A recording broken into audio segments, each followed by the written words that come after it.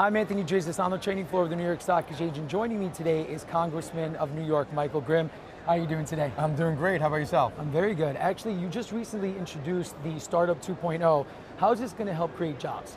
Well, it's really a common sense approach. I did extensive research during the Jobs Act, asking entrepreneurs, big companies, small companies, what's the problem? Two things: access to capital and access to talent. The Jobs Act really focused on the capital. Now, Startup 2.0 is about the talent. Believe it or not, in this country, we have the best and brightest from all over the world being educated at the finest universities that this wonderful country has to offer.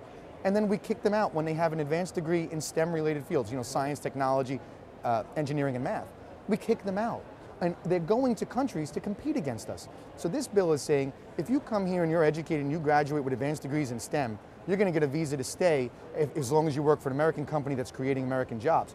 And the other part of it is, if you're an entrepreneur that wants to invest in a US company and hire American workers, then you'll get a visa to stay here and let your company grow. So it's just a common sense solution, something we should have been doing already, but it will have an impact today on creating jobs in the United States.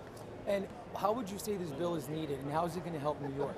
Well, it actually, New York, and I have to give kudos to Mayor Bloomberg. We don't see eye to eye on a lot of things, but Mayor Bloomberg's exactly right. This initiative with Roosevelt Island, he's going to have a relationship with Cornell University to do a high-tech university at Roosevelt Island. That is perfect for this, because I believe New York can absolutely compete with Silicon Valley and California, where they are innovating and they are just bringing IPOs, and all the greatest technology is alive and well, and the spirit of American entrepreneurialism has never been stronger. I want New York to compete. This bill is going to help them get the talent and retain the talent they need to do that. So you serve on the House Financial Service Committee, correct? Yes. How is this legislation act, how have you taken to address this? Well, the first thing was to do a tremendous amount of research. I really believe one of the things Congress doesn't always do so well is spend the time to identify what the problem really is.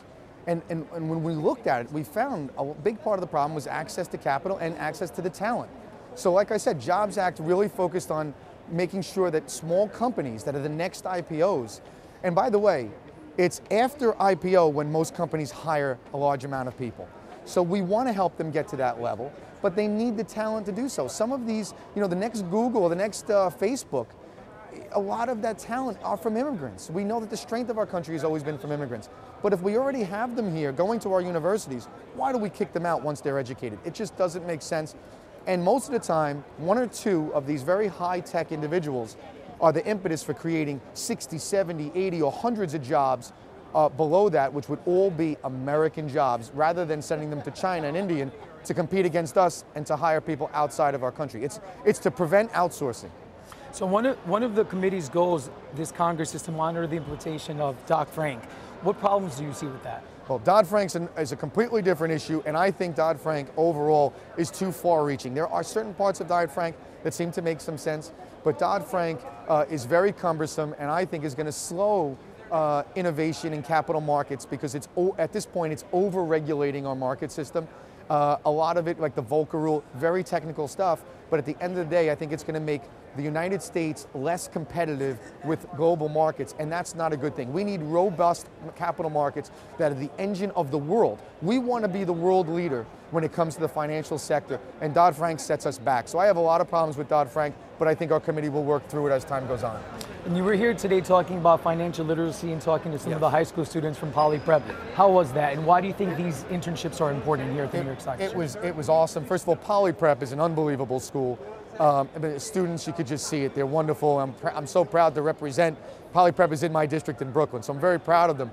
But listen, financial literacy is a huge issue, and I tried to explain to these students, just knowing what your interest rates are on your credit cards, knowing how to manage the debt that you may take on when you're going to college. They're all applying to colleges now that are very expensive.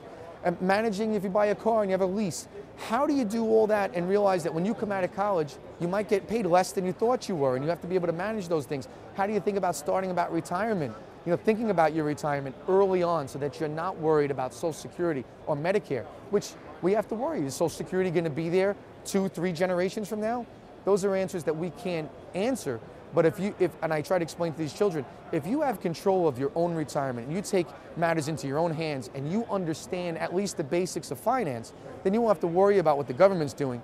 You'll be prepared on your own, whether it's through 401ks and IRA accounts and so on. So I really think that it resonated with them, and they understand it. So we need to continue on an education platform for literacy regarding the financial sector all across America, because I think it's a big problem. You look at the housing market, people buying homes they knew they should have known they couldn't afford. It's because of lack of financial literacy. So it's a big issue. New York Congressman Michael Grimm, thank you so much. It was a pleasure meeting you. Pleasure meeting you. Thank you.